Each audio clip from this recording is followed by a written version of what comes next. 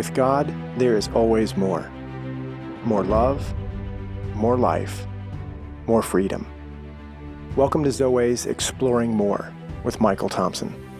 C.S. Lewis once wrote, "Our Heavenly Father has provided many delightful inns for us along our journey, but He takes great care to see that we do not mistake any of them for home." Join me and the team as we explore the kingdom together, discovering the deep truths and offering encouragement for the journey. There is always more. Welcome, friends and allies, to the Exploring More podcast. I'm Michael Thompson. I'm hanging out with S.J. Jennings, and the beautiful Robin Thompson is with us in the studio. Hello. Yeah, it's good to see you. Good to be here. A rose between two thorns. That's right. Beauty and two beasts. Yeah, at least. So we got the headphones on and we're mic'd up, and I'm excited, SJ, and I'm kind of sad because this is the end of the Four Pillars series. Yeah, it's been really cool to go through and talk about, really what our whole endeavor is based upon.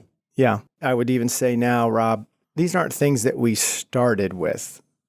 The pillars were elements and pieces and components that God gave us along the journey. Mm-hmm. Yeah, I would echo that. I wasn't there at the foundational meeting, hey, let's create Zoweh. Right. Which we'll talk about actually in an upcoming series. But all these pillars, I kind of discovered them along my own journey. So I can only imagine that you guys did a lot of the same and then applied them to who we want to be as an entity. Yeah, culture, strategy, branding, mission, vision. All those things you can set out, SJ or Robin. I've just never been a big fan of the 10-year plan. Right. It's just me. Hey, listeners, if that's your deal, awesome. I think that's great. But I'm kind of like, for me, what's the point? Oh, yeah. Maybe it's fun to try to envision what it might look like. Dream. Yeah, I love dreaming. Right. But there was no way 10 years ago I would have thought I'd be sitting here podcasting. No. As a part of the team at Zoweh. And it's not just movement directional, east, north, south, and west. It's movement depth. It's movement height, density. For me, Rob, it's been more like sailing. I'm not an expert at that. But what I understand is, hey, there are a lot of elements in sailing. The vessel itself, there's different kinds, different sizes. The bigger the vessel, and Zoweh has grown, it's become bigger. The more important the outrigger is, what's going on below the surface, the currents that the ship is on, the way the wind is blowing, that can even be in a different direction than the currents themselves. So all of that, it's not just like heading down the highway, mile marker after mile marker. Kind of mindlessly going, yeah. Yeah, I cannot say sailing without thinking of who. What about Bob? Yeah. I sail. I sail. And I feel like that's us, right? I just recorded that on DVR, man. I can't wait to watch it. It's been a long time. It's like God puts us on this vessel, right, on this ship, and we're Bob, tied to the mast. Yeah. Just kind of an ornament. Where are we going? What are we doing? Oh, yeah. Lots more to talk about. Maybe when we do the founders piece and talk a little bit about how Zoweh came to be. But when I think of all the pillars, their importance, I just think they're discoveries. They're discoveries along the journey. They became part of how we spoke, what we taught, what we talked about, because we discovered them on our journey with God to becoming more. Mm-hmm. So the four pillars: orientation. Who am I? Identity.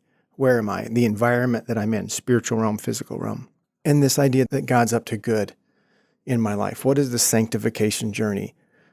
So the more we found ourselves repeating ourselves and in different spaces being invited to speak or share, the more these became solidified, which is what I think about pillars. I love the images that Cole brought to the website even about the four pillars, Yeah. Well, I even remember early on, we were so impacted and influenced by Ransomed Heart when I went out to Captivating. And I remember going back time and time again and bringing friends because I wanted them to experience the more. And I discovered more each time.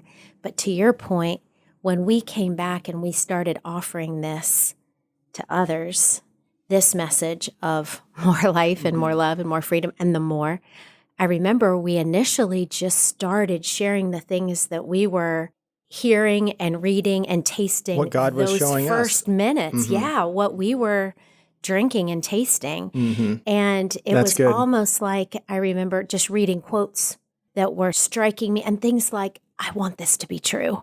But they became more and more true for us over the days and weeks and months and years. And I have been so aware looking back how much we have evolved from, even in sharing from the deepening weekends, a lot of my notes from attending some past Other conferences, yeah. to sharing more of my own stories of how this is true in my life and how I've encountered and experienced God and the more for myself. So that's a way that I've seen us grow in this over the years, looking back. And I immediately think of just how we are as people who share good stuff, whether it's a song Yeah. or a restaurant. A movie. Right now, during COVID, I mean, we're all kind of, hey, what are you watching? Yeah. You know, Are you What's watching the series? I you're need a new watching? series. I need a new series. I've watched all of Netflix. Yeah. It happens to us all the time, too. We've got a text thread, listeners, for our entire Zoweh core team, and someone will post something up on there. Hey, look what found me this morning. The mornings are Yes. active. The You know. mornings are active. It's Yes. great. I love that. It's great if you aren't in something, because it's like fishing. I mean, the team's going to throw a fish or two in your boat. I mean, here, look at this. Look what I found. Look what found me.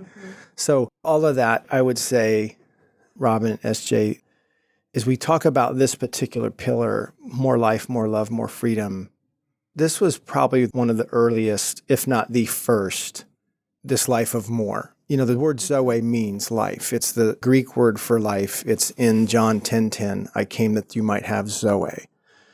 There was even a time, we'll get to this in another conversation, but I just remember it's spelled Zoe. And I only used it for a short time because people called our ministry initiative Zoe. And we had a dog named Zoe. It just didn't At the fly. time, It wasn't working. right. And it was a little tiny But the enunciation was cockapoo more. or whatever it That's was, right. right? Yeah. The Yep, cockapoo you got story. Yeah, that made it even worse. So, yeah. but the enunciation was more Zoe, like Yahweh, Right. Zoe. And I love that. So we just moved things in that direction. And I would say, Rob, like you were mentioning, there was a time when the idea of more life, more love, and more freedom was more of a forecast. Hopeful. Yes, and hopeful. wanting, Yes. and still is a desire of our heart. Yeah, absolutely. But we have sailed to places, and we have seen things, and we've experienced and encountered God in spaces that we know this is even more and more and more true. That with God, right, there's always more. That's why we have the Exploring More podcast. Right. We were batting that around, one day. Well, what would we call the podcast? What's it about? Well, there it is. It's exploring more because we believe with God there is always more. More of what? More life, more love, and more freedom. Yeah, I think it's great, too, that this pillar, more love, more life, more freedom, is the last pillar that we're covering in order of importance. They're all important, right? But in order of importance, it was what we just decided this would be number 4. But what I'm hearing you say is that it's oftentimes the first one that's discovered. And it was for you guys, it has been for me. Just even as you find this podcast, listeners, it's like, wait, there's more to explore. There's more to discover. There's more to a Christian life than simply waking up on Sunday, going to church for a couple of hours, giving 10%, and then doing it all over again next Sunday and asking forgiveness again and getting saved for the 10,000th time. Yeah. You know what I mean? There's more to it than that. Yeah, I found since I've been sharing that, SJ, I actually thought I had set a record. I've actually found some other people who have accepted Christ more than me. Wow. Which, go ahead, Moonwalker. Yeah. You have the floor. So, but, Rob, what you're implying and making a really great point that if there's more and you come to realize it, it doesn't have to mean that you've settled for less, but it is an invitation to move. Yeah, you just weren't aware. Maybe, Yeah. So, Rob, because we discovered more, just some of those first introductions almost 15 years ago when, we're cruising along, we're on staff with a very large ministry that is wonderful. But why don't you just describe a little bit about when did the more awaken to you that if this is true, this changes things. Yeah. And what does more mean? I mean, for you, the good you know? heart, warfare, there was a Right. lot of things that we didn't really have files, within our journey yet. But how about you? Just the idea of more life being larger than what we had.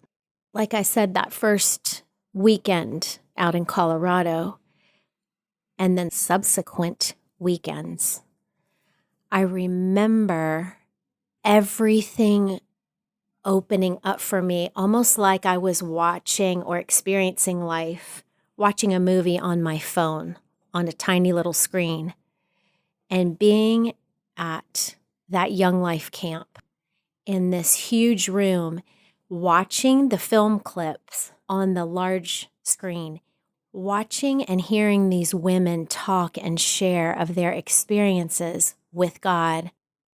I could not believe that there was so much more in the spiritual realm. And many of you have heard me share this before, but I had never experienced God as my father that way, and being the beloved daughter, receiving his love, knowing that I was experiencing for the first time that I was absolutely adored and delighted in and cherished, that he was all these things that I'm sure I had heard the verses before, that he had engraved me on the palm of his hand, that he sings over me, that he dances over me, that his delight is in me. These things that was the focus, his heart and his goodness and his love for me, that changed everything. But yet also in that same weekend, there was Jesus portrayed as this fierce and yet kind king that I had never seen him in that light, and all that opened up, and in the spiritual realm of angels and demons, and that there was so much more going on than I ever had any concept, right. The larger story. So all of that, I think my eyes were just as big as saucers that whole weekend. So it thrilled me. And it felt like a fire hose, all the stuff coming at me, but thrilled me that there was so much more, that it went from a life, like you were saying, that felt more dutiful, that felt smaller. Yeah. I remember one of the girls that I was working with at the time on campus asking me, why Christianity? And I remember at the time, the only thing I had to offer her was, there's hope. There's hope for heaven. That's all I had to offer her. There is hope for heaven that's coming, whenever that is. There's hope. And you want to be ready for that. And you better be ready. But it wasn't a reality in my life of intimacy with God. That was another thing that was so huge for me, was understanding how accessible and intimately acquainted with all my ways God is, and long to be more and more so. And that my heart was good, so I didn't have to be ashamed. I didn't have to hide, that he wanted to know me, that it was a partnership with him and a dance with him. It was all these things that I was like, oh my gosh, I had no idea. And how it impacted everything. For me, it was, as a mom, that was huge for me. And seeing my daughters and their hearts newly in working with other women, but really it just had to start with me. Yeah, I'm with you. SJ, this is part of your story. When you first went to your first Zoweh event, where Robin and I started with some Ransom Heart events, we just you got to come to this thing. Yes. We were like the Samaritan woman. Yes. You have to come hear this. Yes. You have to come be a part of this, because if you drink from this well, what happened to us might happen to you. Right. It was that kind of sense. And I would bring friends every time the doors would open, as you would, Michael. And I remember I had a small group on Monday night, which I still have that same small group, but the women are different now, but different groups of us would go. And then we would come back. And I remember the conversation, how it changed after those weekends. It was about, how are you seeing God? How is he coming for you? Yeah. It was, I remember one girl talking about an owl that she saw, that she, in the time and the space, she knew it was God coming for her. And she wept as she told the story. And we just took turns telling those stories of how God was showing himself. But I don't believe God was showing us any more, perhaps, but we had eyes to see it. Mm-hmm. We were looking for him. We had eyes to see it. We were pursuing him, and we were realizing how he was pursuing us and seeing it in many ways for the first time. And Yeah. that was amazing. Yeah. Theologically, I can't explain that mystery. Who's at work? Is it me coming awake? Is it God, bringing awakeness? I'm not sure I want to get into the technical component of that. I think we have our Calvinistic Reformed friends, we have our Arminian friends, and we have friends in between. That don't know what either of those things are. And that's good. It's probably good that you don't. But I'm with Robin. SJ, I know you have a story that you entered the kingdom later in your journey. Robin and I were born into and inherited a kingdom life. We wouldn't even call it a kingdom life at that point. It's Christianity. Mm-hmm. Our parents did church, went to church, and in Robin's case, kind of organized church. And so I think of the transition that you're talking about to more love, more life, more freedom. And I really had some academic and theological accomplishments in my journey, in my story. I mean, crud, man, if you go to that many church services, you're going to pick up something. And the amount of training that we had. And then joining a ministry, the amount of training that we had. And so I'm not saying, SJ, yours is better or worse for that either. It's different. It's just different. And it's a different storyline where I know Robin and I were not immune, even though we were church-going kids with church-going folks and all that we learned academically and theologically. I like that you talked about Jesus as king.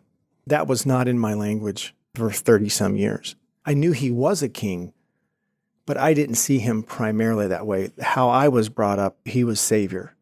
He was the lamb. He was the lamb, Mm-hmm. not the lion. Right. He was a Savior. And the fact that I see him more as my king doesn't make him less of a Savior. It's just back to this conversation of more. Right. Being saved is a wonderful thing, but being alive, being fully alive, I feel like there was some places that I graduated. And it wasn't just black and white. I don't want to diminish the theological and the academic journey I was on for several years. But I've said it like this. It was like going from the 6 crayon box to 12 to 30, whatever it is, to 64. I mean, not just the gospel, Christianity got that many more colors. And then it became, what does this one do? What does this one mean? What does this look like? And the nuances, like you said. I mean, I wasn't quite Dorothy from the black and white to the Technicolor, but it sure opened up, like you said, eyes to see. And there was a lot of moments when I was first hearing about more that I had to question it all. Wait, I've been in churches for a long time. I know what you're talking about because I've heard so much about that, but I haven't heard it talked or sequenced or colored that way. And that's when it got to be disturbing, provoking, inviting, disruptive, that's a good word. and then relieving. Not all in the same moment. I'm saying that was kind of the journey I was on and the swirling of it. Mm-hmm. It was like being in a storm. Mm-hmm. And things were getting enhanced and things were getting either broken off of me or added to me. And I just wasn't quite sure which at different times, but I knew the more, I like the word you used too about encountering God, believing, being invited to believe is where it started, that there was more and then that it was time. It didn't mean that, I was punished or indicted. Asking God questions, those were some things that just absolutely took me out of the academic and theological. And with that, I feel like into exploration of, wait, there's more? There's more than what I know? And then to just find out, oh yeah, there's owls, there's Aslan, there's Christ figures, there's war and battle. I knew there was a war, I just wasn't at war. I heard one of my friends say the other day. Spiritually, theologically, I knew we were in a war. I just wasn't in it or at war or not in it to the way that I could enforce, I could walk in the authority in which God was giving me and the goodness that I possess as his son in the kingdom. Yeah, there's a big difference between, oh man, I have to ration gasoline and bullets whizzing by your head, right? Okay, you know that we're at war and there's some consequences. I'm talking about World War II. Now, we haven't really experienced those kind of consequences in modern times where we had to do can drives and metal drives and rubber drives, and, sugar was rationed and gasoline Deal with was the rationed. the resources, right? Right. We haven't really had to deal with that, but there's a difference between experiencing the war in that way, the results of us being at war, and being the guys that are taking the beach in Normandy. Huge difference there. Yeah. So, that awakening that you're referring to, I mean, that's missionally what we at Zoweh were so about. We're trying to wake people up through this message and the message of more. When we come back from the break, I want to talk a little bit more about more and maybe ask you guys a question about why do you think, again, this is the last pillar, and kind of some of your thoughts like that. So we'll be right back, listeners. Sure. The Zoweh team invites you to attend the Heart of a Warrior Encounter Weekend this fall at Young Life Trail West in Buena Vista, Colorado. Thursday to Sunday, October 15 to 18, 2020. During the weekend, the team has 3 main objectives. Help a man to get his heart back, teach him how to fight, and show him where the battles are. The kingdom needs more men who know what it is to walk deeply with God and who dare to be dangerous for good. Join the Men of Zoweh by going to zoweh.org/events for more information. Welcome back, friends and allies, to the Exploring More podcast. Even off mic, it's funny, SJ, what you were talking about. It makes sense, right, that this is the last pillar. And I even said, well, it might be the first pillar. Right. Because, you said it circulates, right? It moves and they support one another. And that's what the point is. They support one another. They support the 4 corners of Zoweh and what we believe, who we are now. Yeah, but where we are now. When you think about more love, more life, more freedom, if you want more, you kind of have to embark on the journey of going after it, or maybe for you, I mean, there's a certain subjectivity to it, right? I mean, Robin, I love how you shared your experience with Ransom Heart and how your eyes were open. You talked about them being wide as saucers, and taking it like a fire hose, all of that information. And the subjectivity of that for you, that was your experience. There could have been other people there that maybe were hearing it differently for the first time. That's what I love, the personality of God, and that he intimately knows each one of us and speaks to us that way, comes after us that way. Like he knows us better than anyone else, because he does, right? So then when you talk about more love, more life, more freedom, like I said at the beginning of the podcast, there's this kind of awakening. Oh, there's more. And then as you go into exploring what more there is, you go after intimacy, oneness, connectedness with God. You go after orientation. These are the other pillars. The other pillars, right? You go after nothing to hide, prove, or fear. And then you have embarked on that part of the journey, and then you get to start over again. Okay, well, I get to be more intimate with God, and God reveals more to me and gets me more oriented. So it's just this really cool cycle that we get to go on.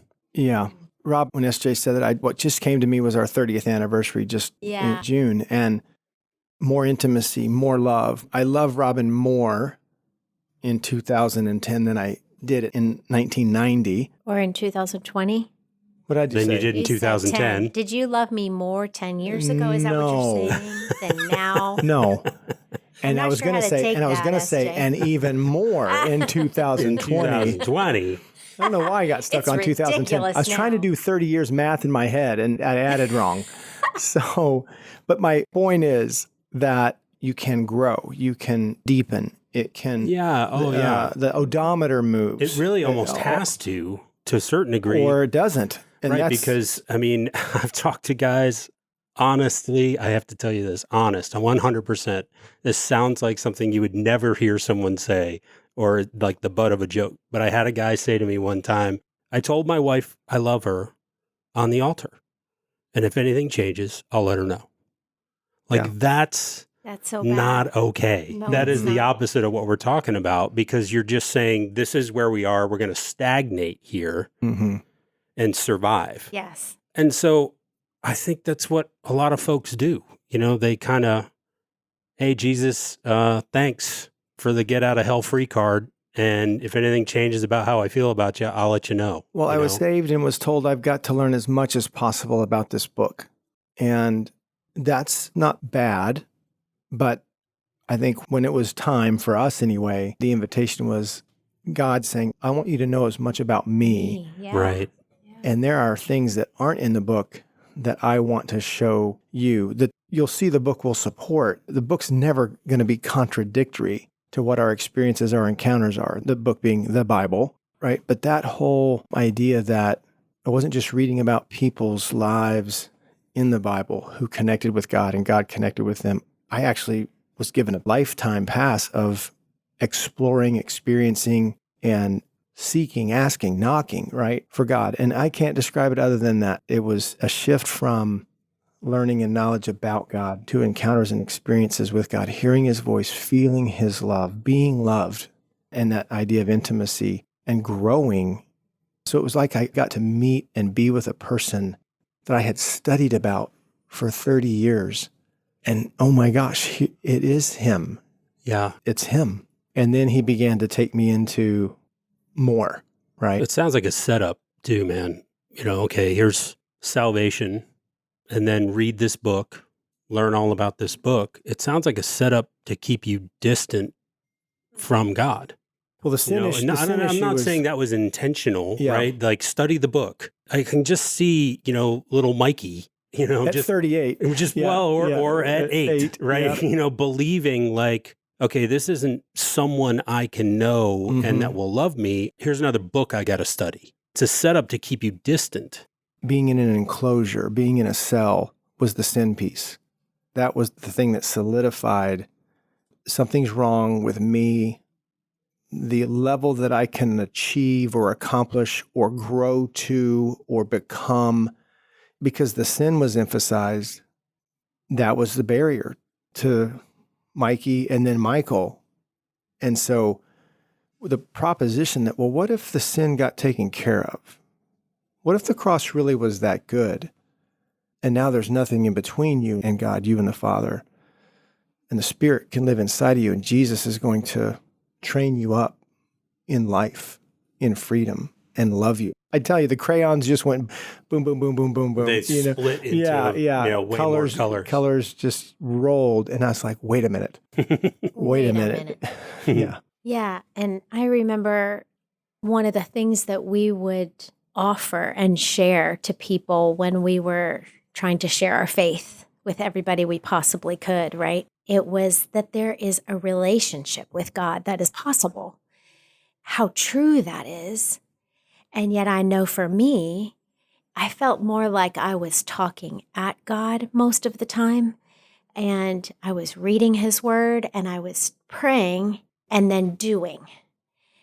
And I didn't realize that there was a receiving of his life and his filling and his anointing, and that I could bring the kingdom, that there was a possibility of hearing his voice, maybe not audibly, maybe, but in so many other ways that he is coming for me and he is speaking to me that I had no idea it was that active and engaging a relationship, that there's actually a oneness and an intimacy that could be cultivated. And I even think about you and me, and we were talking about our 30th anniversary, and Michael did such an amazing job of surprising me with inviting some of our closest friends here to celebrate 30 years of our marriage. And like everybody who had COVID celebrations and graduations and ceremonies, I mean, it was not very free, truly, but it was a great day.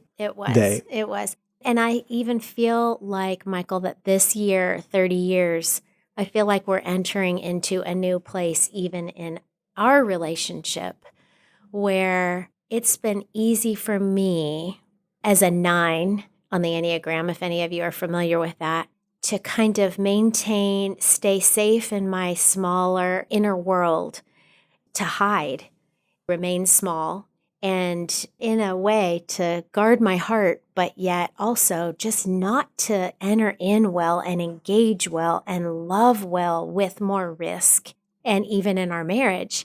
And I even see the invitation to more with you and me and what we're exploring together. We've been able to talk about some hard things, and not just with our kids. That seems to be wonderfully ongoing as things ebb and flow there. There are victories and there are still setbacks. But even just the two of us, and how learning how to love you well and receiving love well. I'm realizing my things that are in the way of that. And have started seeing a counselor for the first time in my life about that, because I want to do that better. I want to do that more. I want to be more free, talking about more life and more love and more freedom. Yeah. Even though we've been tasting that and experiencing more for 15 years, I am aware in the kindness of God to show me there's still more, Robin. I want to show you more places that you are not free. Yeah. I think it does. It gets into detailed strokes. It gets into really finer lines, which you would want it to. Personalized. Yeah, when you learn to take your time with a bite of something so that you can taste and experience really what are these flavors. Learning how to move slower in the kingdom, learning how to pay more attention to what I'm feeling, what I'm thinking, where's this from? I mean, that's the life of more. And at one point it might have sounded daunting. Now it feels really normal. And I think for this particular pillar, to be loved is really what we really want to establish as that's the gold. That's the deal.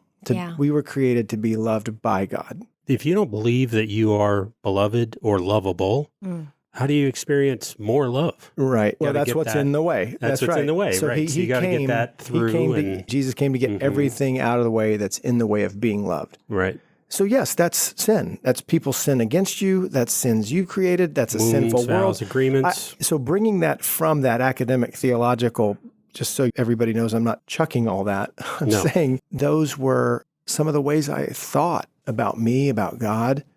Even after all that church, they weren't helpful. They weren't true. And they were in the way of life, of more life, coming alive. If the offer of the gospel is the forgiveness of sin, that is so that you can be alive in Christ. Because sin is death. Right. So, so we're brought to life. Resurrection, to be resurrected, to be redeemed, and to be restored. These are all the words that this pillar is really trying to invite you into exploring, tying these together. The more I'm loved and experiencing the love of anything, my dogs, my wife, I'm going to grow this, and my God, right? To being loved by God, it has a modifying effect on my soul. And wouldn't you want that? And sermons are great. I like those. I like teaching. They're great reminders.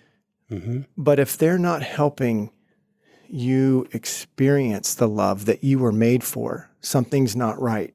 And so that's where this battle of life and death, what's in the way? What beliefs are not serving me? Well, if you don't believe you're worthy of love, there's a place God will want to take you to see that moved out of the way. So the movement from love to life, the more I experience love, the more I see my Father, my King, and the Spirit loving me to what? To life, fully alive, getting things that aren't good, that aren't helpful, and that are not true out of the way. That's how I get free. I get more free. More love, more life. Yeah, I wanted to tie those more freedom. Yeah. The more free I get, here's the last effect, Rob, and I want you to swing at this too. The more free I get, the more I want to talk to people about how God's loving me, what my life in the kingdom is about, in the hopes that you might want it too. Maybe I could help you. Maybe I could point you towards this idea of encountering and experiencing God. It was Barkalow, our good friend Gary Barkalow, who taught us awaken deep and fulfill. Awaken deep and fulfill. He awakens us to the truth. He awakens us to goodness. He awakens us to desires. Then he deepens us in those things. And then they become part of us. They become part of our story. Mm-hmm. They become part of our journey, and they become Fulfillment of part his of the way we promises. talk. And when they become part of the way that we talk, directly or indirectly, they become part of what you offer. You talk about the things you love, and you tend to complain about the things you don't. Yeah. And many times it's not even what you say. It's just your presence. Yep. And the effect. And your behavior changes. The impact, the effect of that. Yep. Mm-hmm.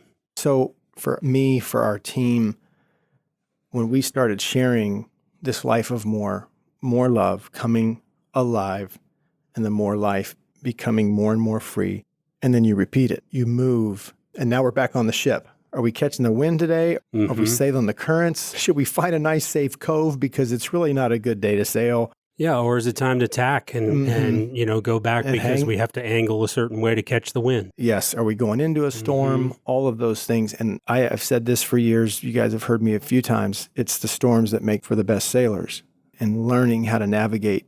I agree with you, Robin. There was a good handful of years at least where we really were apprentices in this.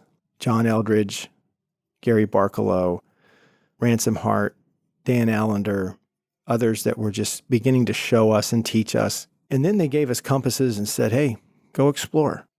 What they were telling us, what they were showing us in their lives and journey, it became, yeah, I get that. Let me tell you what happened to me yesterday. Let me tell you what God showed me. And that's when it got really good. That's when it got really, really interesting. So for you two, let me throw the question back. More love, more life, more freedom. How do you see your story and journey kind of inserted in that, and how that's become more and more true for you? I'll share a story with you that just happened the other day. I was on a walk, and I actually had woken up that morning feeling really sad, which is not like me. I typically am very steady and glass half full, and I'm not prone to ups and downs. So this felt different to me, and I just felt really sad and just on the verge of tears. I went on a walk like I do it every morning and was asking Jesus about it. What is this sadness? I was particularly thinking of one of our daughters who was in a really, really hard, dark place at the time.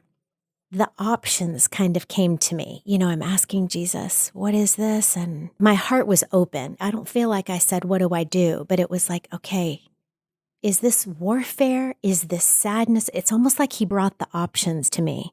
And I know we talk about warfare and certain things. Okay, is this sadness? Is this a warfare? Invitation from the enemy to take me out? But it didn't feel like that. And then the thought came to me, okay, benevolent attachment. I've been learning about that. That has been something that's been really helpful for me as a mom, especially in when is it healthy for me?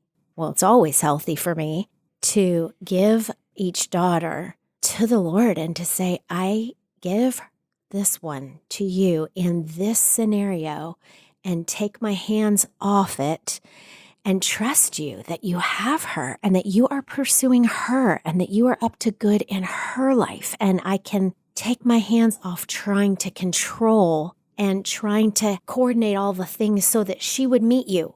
I can release her to you. So I thought, all right, I think this is a benevolent detachment thing and I need to pray. But that really didn't feel right either. Mm-hmm.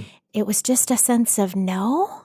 That felt like dropping it, or just kind of walking away from it and pushing down my sadness and ignoring it is what it felt like. Benevolent meaning kind. Yes. So it wasn't a kind detachment to set it down or walk away from it. It didn't seem didn't feel or seem a kindness. What it was actually about was I just knew in my soul that the invitation from God was for me to feel it and to process it and to grieve it. And it was an invitation that I just knew I just needed to grieve something that had been stolen from this particular daughter and that I had not grieved. And I just walked on my normal route that day, just crying, weeping, and talking with Jesus about it, just talking as if he was right there with me.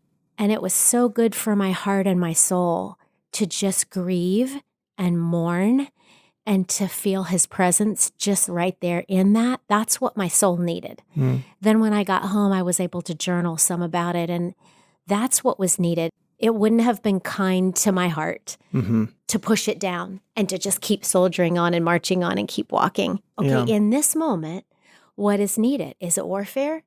Is it to let go of this? Is it to feel and grieve this?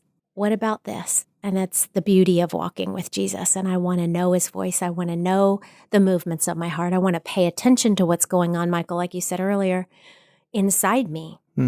That's just not a conventional path to freedom. When we think of kind of, again, the Christianity I knew, it was going to more invite me to then go, do something, maybe for my daughter. Yeah. And it might be. And it might be. But My point is more freedom for my heart, for mind, body, and soul in grieving something. I have not allowed myself the kindness to process. Yes. Whoa. Yeah. That's just not 101 stuff.